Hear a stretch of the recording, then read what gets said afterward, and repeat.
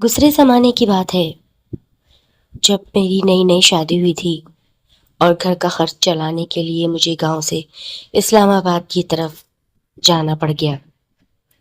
میری بیوی بہت ہی ہونہار، خوش اخلاق اور بے پناہ خوبصورت تھی۔ کہنے کو تو ہماری ارینج میرج ہوئی تھی، لیکن میں اپنی بیوی کمل کو پا کر بہت زیادہ خوش تھا۔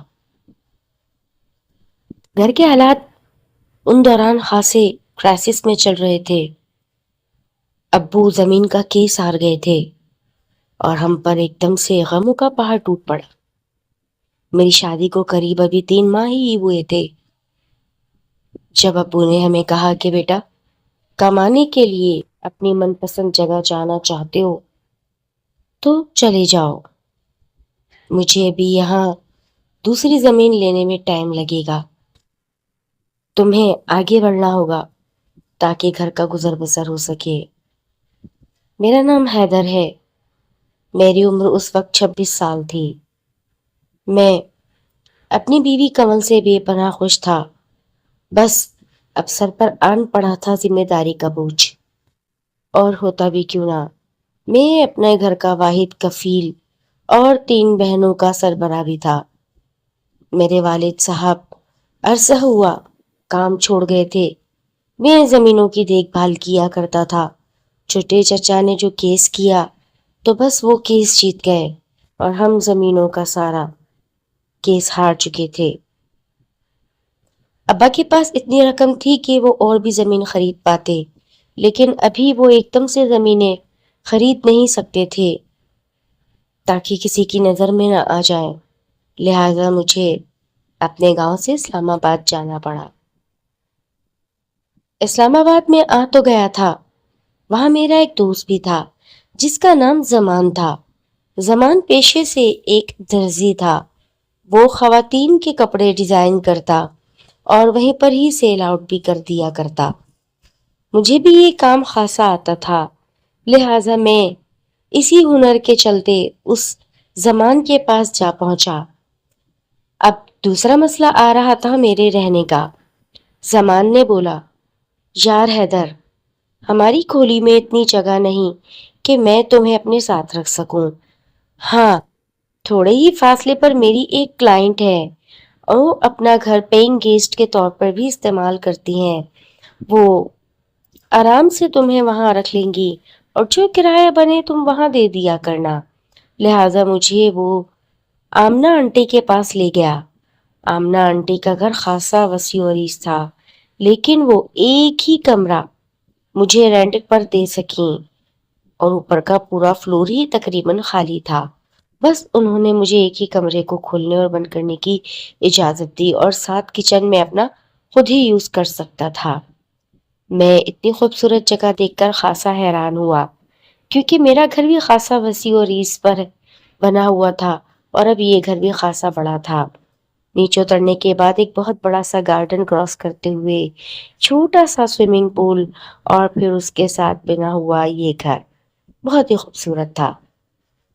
آنٹی نے بس مجھے ایک بات بولی تھی کہ رات کو اگر تمہارے پورشن میں کوئی گڑبڑ نظر آئے یا آوازیں چلنے پھرنے کی یا کچھ بھی محسوس ہو، دروازہ کھول کر مت دیکھنا۔ وہ آج رات کھانا اوپر لے کر آئی تھیں اور مجھے بتا رہی تھیں۔ پر آمنہ آنٹی، آپ اکیلی رہتی ہیں یہاں؟ ہاں بیٹا، میں بھی 1-2 ماہ میں امریکہ شفٹ ہو جاؤں گی، بس میرا بیٹا مجھے بلا لے گا۔ 1-2 مہینے تو تم یہاں رہ سکتے ہو، لیکن پلیز بیٹا، یہاں رات کو اس پورے پورشن میں ٹہلنا منع ہے، اور کوشش کرنا کہ رات 12 بجے کے بعد تو بالکل بھی اپنے کمرے سے نہ نکلو۔ گرمیوں کا آغاز تھا، یکدم ایک دفعہ وہاں کی لائٹ چلی گئی۔ مجھے بہت زیادہ گھبراہٹ محسوس ہونے لگی۔ میں سگریٹ سلگا رہا تھا اور اچانک میں نے دروازہ کھول دیا۔ میں نے دیکھا کہ پورا پورشن خالی ہے، تمام کمرے بند ہیں، خوب اندھیرا چھایا ہوا ہے۔ میں دائیں بائیں جانب نظریں پھاڑ پھاڑ کے پورے پورشن کو دیکھ رہا تھا اور میرے چہرے پر ایک ہلکی سی مسکان بھی تھی۔ بیچاری آمنہ آنٹی بلا وجہ مجھے ڈرا رہی تھیں۔ جبکہ ایسا کچھ بھی نہیں ہے۔ مجھے وہاں رہتے ہوئے 2 ہفتے گزر گئے تھے۔ میں صبح 12 سے 11 بجے کے درمیان دکان چلا جاتا اور رات گئے تک وہاں کام کرتا۔ ظاہر سی بات ہے، جتنی محنت کروں گا اتنا ہی صلہ ملے گا۔ آج رات 2:30 بجے تھے جب اچانک لائٹ چلی گئی اور میں ٹی وی پر نیوز دیکھ رہا تھا۔ کھانا میں کھا چکا تھا۔ یہی وقت تھا کہ میں اسموکنگ کیا کرتا۔ 3 سے 4 سگریٹ میں بلا تواتر جلا دیتا تھا۔ اب میں بیٹھا سگریٹ پی رہا تھا اور اس خالی پورشن کو دیکھ رہا تھا کہ جب اچانک میں نے دروازہ بند کر دیا اور اپنے کمرے میں واپس آ گیا۔ بڑا سا گلاس ڈور کھول کر میں گیلری میں جا کھڑا ہوا۔ اچانک مجھے ایسا لگا کہ پیچھے کوئی زور سے کرہایا ہو اور شکدم اس نے آواز دی ہو، حیدر، ہیلپ می پلیز۔ جب میں نے اپنا نام سنا اور ہیلپ می پلیز سنا تو میں نے یکدم اپنی گردن گھمائی اور اب پورشن میں جانے کی سوچنے لگا۔ اچانک جیسے ہی میں نے دروازہ کھولا تو میں نے دیکھا کہ سامنے کمرے میں ہلکی مدھم لال روشنی چل رہی تھی۔ دروازہ بھی کھلا تھا۔ میں نے دیکھا وہاں ایک لڑکی کھڑی ہے جس کے بال خاصے دراز تھے۔ اس نے لمبا سا وائٹ گاؤن پہن رکھا تھا اور وہ میری طرف ہاتھ بڑھا کر کہہ رہی تھی، حیدر، ہیلپ می پلیز۔ میں نے اپنی سگریٹ کو زمین پر پھینک کر اب اس کی آخری جلتی ہوئی چنگاری کو بھی بجھا دیا اور آہستہ آہستہ دبے قدموں سے ان کے پاس جانے لگا۔ اچانک مجھے یاد آیا کہ مجھے تو آمنہ آنٹی نے منع کیا تھا کہ تم رات کو پورشن میں مت نکلنا، بھلے کچھ بھی ہو جائے۔ میں 5-6 قدم آگے آیا ہی تھا کہ یکدم پیچھے سے دروازہ زور سے کسی نے بند کر دیا اور جیسے ہی میں نے اپنی گردن گھمائی دیکھا کہ میرا دروازہ کس نے لاک کیا ہے، اور میں نے واپس اب وہاں جا کر دروازہ کھولنے کی کوشش کی تو دروازہ نہیں کھل رہا تھا۔ میں نے جیسے ہی گردن گھما کے سامنے دروازے پر دیکھا تو وہ دروازہ بھی بند تھا۔ کہاں مدھم روشنی، کہاں وہ لڑکی؟ میں اپنی آنکھیں مسلنے لگا۔ یہ کیسا وہم ہے؟ بہرحال میں نے 1-2 دفعہ جیسے ہی لاک گھمایا میرا دروازہ کھل گیا اور میں اندر آ کر اپنے دروازے کو لاک کر کر سونے کی تیاری کرنے لگا۔ بستر پر دائیں بائیں کروٹ بدل رہا تھا کہ نیند آنے کا نام ہی نہیں لے رہی تھی۔ دور سے آتی فجر کی اذانوں کی آواز نے میری آنکھیں ایسے کر دی جیسے زبردستی کوئی موند رہا ہو۔ میں سو گیا تھا۔ صبح ناشتہ کر کے جیسے ہی میں نیچے اترا، آمنہ آنٹی سے میرا ٹکراؤ ہوا اور میں نے ان کو رات کی تمام بات بتائی۔ آمنہ آنٹی تھوڑی پریشان ہو گئیں اور کہنے لگی، ابھی تو شروعات ہے، آگے آگے دیکھو ہوتا ہے کیا۔ ویسے بھی میرے جانے میں اب 10 سے 15 دن رہ گئے ہیں، حیدر، تم اپنے لیے کوئی اور جگہ دیکھ لو۔ آنٹی، میرا آج ہی گھر سے خط آیا ہے، ابا نے زمین لے لی ہے اور مجھے بھی اب واپس ہی جانا ہوگا۔ آمنہ آنٹی یہ بات سن کر بہت خوش ہو گئیں اور مجھے ڈھیروں دعائیں دینے لگیں۔ اللہ تعالیٰ تمہیں کامیاب کرے۔ تو کب جا رہے ہو؟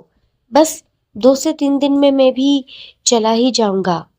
اچھا، بس 2-3 دن ہو یہاں؟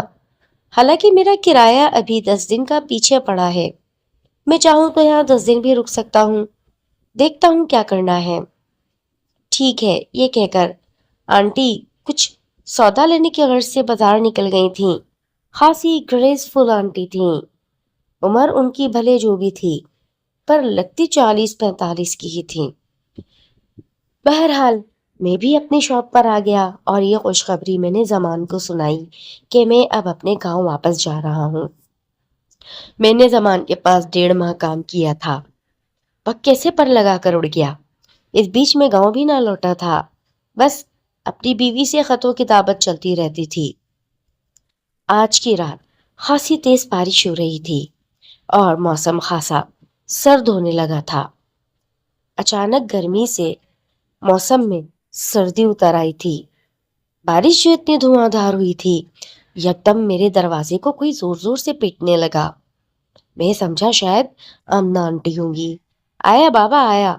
मेरे हाथ में वही सिगरेट जली हुई थी। मैंने वो अपने हाथ पे पीछे छुपाकर दरवाजा खोला तो सामने का माहौल देखकर मैं फिर हैरान हो गया। न आंटी, न बंदा, न बंदे की जात, पूरा पोर्शन खाली। जैसे ही नजर मेरी सामने दरवाजे पर पड़ी तो वही लाल मध्यम रोशनी अंदर से आ रही थी और वो लड़की बाहें फैलाए मुझे अंदर आने का इशारा कर रही थी। एक तरफ दिल था कि जाऊं, इस मसले का हल तो करूं। ये क्या चीज है? दिन भर तो दरवाजा बंद रखती है, रात के इस वक्त ही दरवाजा खोलती है। कौन हो बाबा? आखिर को मुझसे क्या चाहती हो? एकदम वो लड़की रोने लगी। रोते रोते उसकी सिसकियां बन गईं। Help me Haider, help me. फिर मुझे शुबा हुआ। आज मैंने हिम्मत करके अपने कदम दरवाजे से बाहर निकाल ही लिए। चलते चलते मैं उसके पास बिल्कुल करीब आन खड़ा हुआ। जी बोलिए मोहतरमा, what can I help you? अंदर आ जाओ हैदर, ये कहकर मैंने अंदर की जानिब कदम रखा। वो भी आहिस्ता आहिस्ता चलती हुई सोफा पर जा बैठी और मैं भी बिल्कुल उसके साथ जा बैठा। जी मोहतरमा फरमाइए, आप रात के 2:30 से 3 बजे के बीच में दरवाजा खोलकर हेल्प मी हैदर क्यों बोलती हैं? दिन भर कहाँ गायब होती हैं? आज मेरी सही की तपी हुई थी और मैं इस बात का भी खुलासा चाहता था। अचानक वो लड़की रोने लगी। हैदर, मैं तुमसे मदद चाहती हूँ, क्या तुम मेरी मदद करोगे? मैं फिर गुस्से में आया और बोला, मोहतरमा मुझे पूरी बात बताती हैं या मैं जाऊं? मैं भी अजीब सनकी था। देखो हैदर, पहली बात तो ये मोहतरमा कि आप मेरा नाम कैसे जानती हैं? और मुझे यहाँ पर आमना आंटी ने सख्ती से मना किया था कि मैं पोर्शन में रात 12 बजे के बाद बिल्कुल ना निकलूं, लेकिन आप हमेशा 2:30 से 3 बजे के बाद ही नाजिल हो जाती हैं। कभी क्या हरकत करती हैं, कभी क्या हरकत करती हैं। मैंने आपकी शिकायत आमना आंटी से कर दी है, वो खुद आपसे निमट लेंगी। ये कहकर मैं फिर खड़ा हुआ और दरवाजे तक जा पहुंचा। मैं खासी जोर आजमाई कर रहा था। दरवाजा था कि खुलने का नाम ही ना ले रहा था। बाहर बारिश का शोर और अंदर दरवाजे के लॉक की खड़ाक फड़ाक। मजाले जो दरवाजा खुला हो। वो लड़की भी अब हाथ बांध कर खड़ी हो गई और धाड़े मार मार कर रोने लगी। जब तक तुम मेरी मदद नहीं करते मैं दरवाजा नहीं खोलूंगी। अच्छा बाबा बताओ तुम्हारी क्या मदद करनी है? पहले आराम से बैठ जाओ, मेरी बातें सुनो। आसमान पर कड़कती बिजली का शोर और ऊपर से वो खूबसूरत लड़की। मुझे आज अपनी बीवी बहुत याद आ रही थी। मैं भारी कदमों से बिल्कुल उसके पास जा बैठा। बोलो क्या काम है, क्या मदद चाहती हो? कैसे भी करके इस कमरे में आमना आंटी को ला सकते हो? क्या मतलब? वो मेरी सास है, उसने मुझ पर बहुत जुल्म किए हैं हैदर। हमारी पसंद की शादी थी। अच्छा तो तुम शादीशुदा हो? हाँ, मेरी पसंद की शादी थी। हमने अपनी पसंद से कोर्ट मैरिज की थी और ये पूरा घर जो आज तुम्हें नजर आता है ये शुरू से ऐसा ना था। यहाँ मैं और मेरा शौहर जिसका नाम रहमान था, आज वो अमेरिका सेटल है। बहुत अच्छी जिंदगी गुजार रहे थे। शादी के शुरू के 6 माह बहुत अच्छे गुजरे जब अल्लाह ताला ने मुझे रहमत से नवाज दिया। ये एक ऐसी खुशखबरी थी जिसने मेरे पैर जमीन पर ही न टिकने दिए। आमना आंटी को ये बात बहुत ज्यादा डिस्टर्ब करती थी क्योंकि वो अपनी भांजी से शादी करना चाहती थी। उनको तो मैं शुरू से पसंद ही ना थी। रहमान का वीजा आ चुका था, वो अमेरिका जाने वाला था। 1 हफ्ते के अंदर अंदर वो अमेरिका चला गया और उसने वादा किया कि वो औलाद के होते ही मुझे भी अमेरिका बुला लेगा। अब जैसे तैसे वक्त गुजरने लगा। मैं उस लड़की की ये बातें बहुत गौर से सुन रहा था। अच्छा तो फिर आगे? جیسے ہی میری ڈیلیوری کا وقت نزدیک آیا تو پتہ ہے میرے ساتھ کیا ہوا؟ ہاں ہاں بتاؤ کیا ہوا؟ میں اوپر سے نیچے جا رہی تھی کہ یکدم میری ایک بہت بھیانک ایکسیڈنٹ میں موت ہو گئی۔ ایکسیڈنٹ؟ اوپر سے نیچے؟ ہاں، یہ جو تمہاری آمنہ آنٹی ہے نا، انہوں نے سیڑھیوں میں تیل ڈال دیا تھا اور مجھے فون کر کے شور و بکا مچا کے نیچے بلا لیا کہ رحمان کا ایکسیڈنٹ ہو گیا ہے، جلدی نیچے آؤ۔ میں الٹے سیدھے پیروں سے نیچے بھاگنے لگی اور یکدم میرا پیر اس تیل کے اوپر جا پڑا اور میں لڑکتے لڑکتے اتنی بڑی سیڑھیوں سے گرتے ہوئے اپنے وزن کو نہ سنبھالتے ہوئے میرا سر زمین سے لگا اور میری بہت بھیانک موت ہوئی۔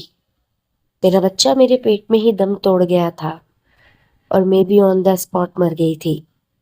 میں یہ باتیں سن کر ایک دم کھڑا ہو گیا۔ کیا مطلب؟ تم کون ہو؟ میں اس کمرے میں قید وہ روح ہوں جسے اس نے عاملوں سے یہاں قید کروا دیا ہے، ورنہ اب تک آمنہ زندہ نہ ہوتی۔ میں شش پنج میں کھڑا رہ گیا۔ کیا مقصد؟ میں اس کمرے میں قید اب سے نہیں 5 سالوں سے ہوں۔ میں اس گھر میں بھٹکتی تھی، روتی تھی اور آمنہ کو کوستی تھی، اس کو رات بھر سونے نہ دیتی اور اس سے یہی کہتی میرا کیا قصور تھا؟ تم نے میری محبت کا بدلہ میری موت کی صورت میں کیوں لیا؟ تم آخر مجھ سے اتنی نفرت کیوں کرتی تھی؟ وہ روئے جائے اور آمنہ کو برا بھلا کہتی جائے۔ تو کیا رحمان یہ بات جانتا ہے؟ ہاں، رحمان کو تو بس یہ پتا ہے کہ میری موت کار ایکسیڈنٹ میں ہو گئی تھی۔ رحمان اسلام آباد آ نہیں سکے کیونکہ انہیں چھٹی ہی نہ ملی تھی اور وہ اب تک یہی سمجھتے ہیں کہ میری موت کار ایکسیڈنٹ میں ہوئی ہے، جبکہ مجھے تو آمنہ نے سیڑھیوں سے وہ تیل کی وجہ سے مارا ہے۔ اب بتاؤ میں کیا کروں؟ اچھا تم بتاؤ کیا کرنا چاہیے؟ میں رحمان کو یہ تمام حقیقت بتانا چاہتی ہوں۔ اگر تم چاہو تو رحمان کو میری تمام حقیقت بتا دو تاکہ میں سکون میں آ جاؤں۔ ٹھیک ہے، میں تمہارا یہ کام کر دوں گا، لیکن اس سے پہلے تم کیسے بھی کر کے آمنہ آنٹی کو اوپر لے آؤ۔ میں نے ہبڑ دبڑ میں جان چھڑانے کے لیے اس لڑکی سے یہ وعدہ کر لیا۔ دروازہ کھل گیا تھا۔ اب تم باہر جا سکتے ہو۔ میں جیسے ہی باہر کی جانب گیا فوراً پیچھے پلٹا تو دروازہ زوردار آواز سے لاک ہو گیا۔ میں نے دیکھا سامنے آمنہ آنٹی کھڑی تھی۔ میں وہیں پر ہی شش پنج میں مبتلا کھڑا ہو گیا۔ آمنہ آنٹی بالکل میرے قریب آتی جا رہی تھی۔ انہوں نے میرا ہاتھ سختی سے پکڑا اور اپنے کمرے کی طرف لے جانے لگیں۔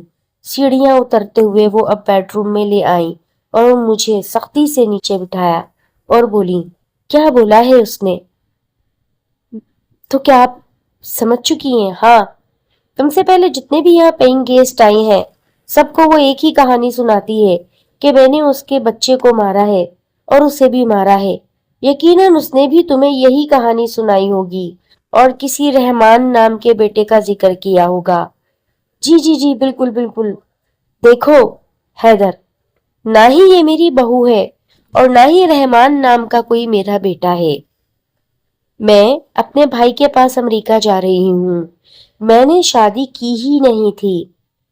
میرے سابقہ بس یہ سمجھ لو کہ میں ایک ایسے عشق میں گرفتار تھی۔